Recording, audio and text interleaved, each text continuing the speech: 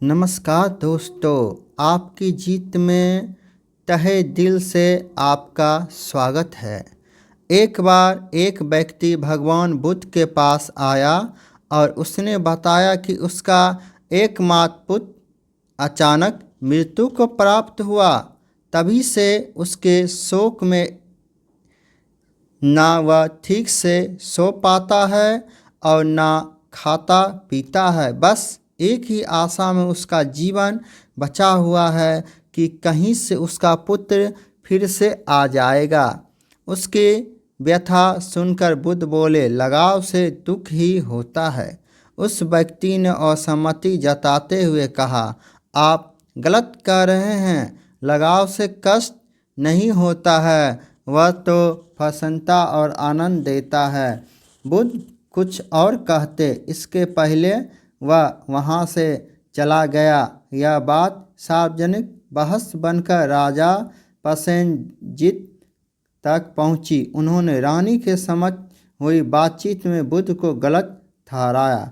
रानी बुद्ध की बात का मर्म जानती थी, इसलिए उन्होंने बुद्ध के द्वारा अपनी बात के समर्थन में सुनाई गई 2 घटनाएं राजा को बताते हुए कहा, महाराज, शराबस्ती में हाल ही में एक महिला मां की मृत्यु होने से दुख में पागल हो गई।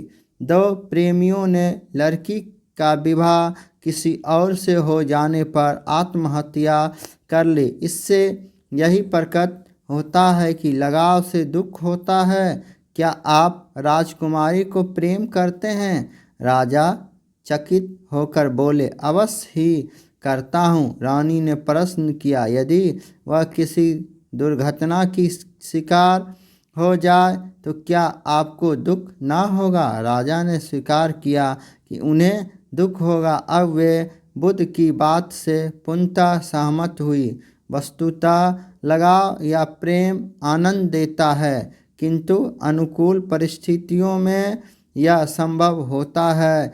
प्रिय पात्र के अभाव या उसे कष्ट में देख या प्रेम दुख में परिणत होकर तकलीफ देता है। इसलिए अपने प्रेम को संयम की लगाम से कसकर रखें। धन्यवाद। प्लीज़ हमारे चैनल को सब्सक्राइब एंड लाइक करें।